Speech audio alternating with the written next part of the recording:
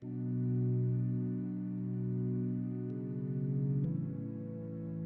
l'Évangile de Jésus-Christ selon saint Luc, chapitre 2, versets 1 à 14. En ces jours-là parut un édit de l'empereur Auguste, ordonnant de recenser toute la terre. Ce premier recensement eut lieu lorsque Quirinus était gouverneur de Syrie. Et tous allaient se faire recenser, chacun dans sa ville d'origine. Joseph, lui aussi, monta de Galilée depuis la ville de Nazareth vers la Judée, jusqu'à la ville de David, appelée Bethléem. Il était en effet de la maison et de la lignée de David. Il venait se faire recenser avec Marie, qui lui avait été accordée en mariage et qui était enceinte. Or, pendant qu'ils étaient là, le temps où elle devait enfanter fut accompli, et elle mit au monde son fils premier-né. Elle l'emmaillota et le coucha dans une mangeoire, car il n'y avait pas de place pour eux dans la salle commune. Dans la même région, il y avait des bergers qui vivaient dehors et passaient la nuit dans les champs pour garder leurs troupeaux. L'ange du Seigneur se présenta devant eux, et la gloire du Seigneur les enveloppa de sa lumière. Ils furent saisis d'une grande crainte. Alors l'ange leur dit : « Ne craignez pas, car voici que je vous annonce une bonne nouvelle qui sera une grande joie pour tout le peuple. Aujourd'hui, dans la ville de David, vous est né un sauveur, qui est le Christ, le Seigneur. Et voici le signe qui vous est donné.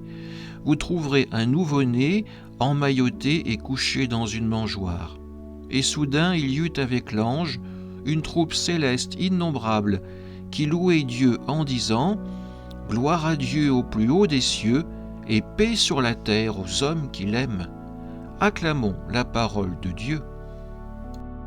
Frères et sœurs, en cette nuit de Noël, où la lumière jaillit dans les ténèbres, nous venons d'entendre l'Évangile selon saint Luc, ce récit si familier de la naissance de Jésus à Bethléem. L'empereur Auguste, qui ordonne un recensement du monde entier, Marie et Joseph qui montent à Bethléem, l'enfant Jésus qui va naître dans une étable, emmailloté et couché dans une mangeoire. Et soudain les anges apparaissent aux bergers, gloire à Dieu au plus haut des cieux, et paix sur la terre aux hommes qui l'aiment. Cette annonce angélique est au cœur de Noël. Dieu se fait petit, se fait fragile pour nous rejoindre dans notre humanité imparfaite. Il ne choisit pas un palais, mais une crèche, pas la puissance, mais la vulnérabilité. Et les anges, messagers de la bonne nouvelle, volent pour chanter cette gloire et cette paix. Pour nous aider à méditer cette vérité, permettez-moi de vous partager une belle histoire, celle du Noël du maître verrier. Il était une fois un vieux maître verrier, maître Anselme, qui travaillait jour et nuit à un grand vitrail représentant la Nativité pour la cathédrale. La veille de Noël épuisé, il s'endormit près de son œuvre presque achevée. Mais un petit ange sur le vitrail n'avait pas encore reçu ses ailes complètes. Alors l'ange prit vie et supplia le verrier. « Maître, maître, dit-il, finissez-moi. Ce soir c'est Noël, il faut que j'aille annoncer la bonne nouvelle aux bergers. » Tout étonné, tout ému, maître Anselme décida de finir son ouvrage. Il termina les ailes avec les plus beaux vers dorés et blancs que son atelier contenait. Et là, à peine fini, maître Anselme voit l'ange qui s'envole. Il est suivi des autres, et tous chantent un Gloria magnifique.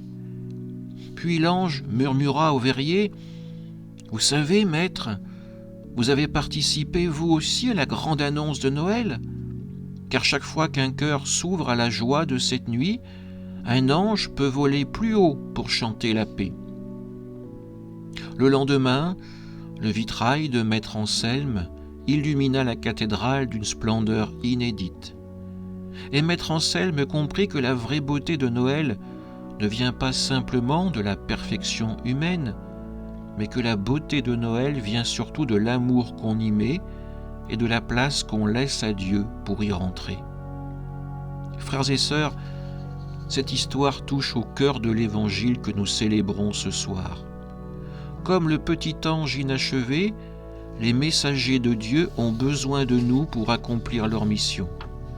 Les anges annoncent la naissance du Sauveur, mais c'est à travers nos vies imparfaites que cette annonce continue aujourd'hui. Dieu ne cherche pas la perfection, il naît dans une étable, parmi les pauvres bergers, parce qu'il veut entrer dans nos cœurs tels qu'ils sont, fatigués, incomplets, parfois blessés, comme les ailes manquantes de ce petit ange. Maître Anselme, pressé et épuisé, offre ce qu'il peut, son talent, son amour, son temps. Et Dieu fera le reste. Il donne vie à l'œuvre, il donne à l'ange la grâce de voler. De même, dans l'Évangile, les bergers, simples et humbles, reçoivent l'annonce et ils se mettent en route. Ils ne sont pas parfaits, mais ils ont su ouvrir leur cœur et la paix de Noël descend sur eux. Cette nuit, demandons-nous, quelles sont nos ailes inachevées?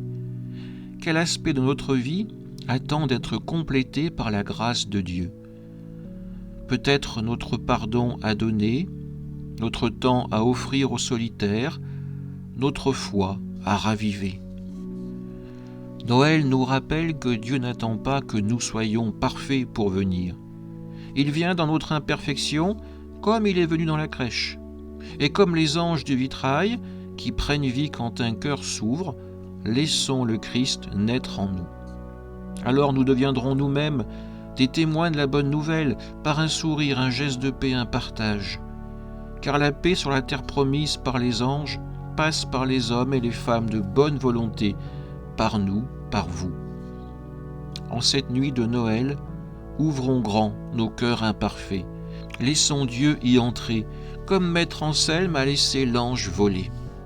Et demain, comme avec ce vitrail illuminé, nos vies rayonneront d'une lumière qui n'est pas de nous, mais de lui, du Seigneur. La lumière du Sauveur née pour nous. Gloire à Dieu au plus haut des cieux, et paix sur la terre à vous tous, que le Seigneur aime. Amen.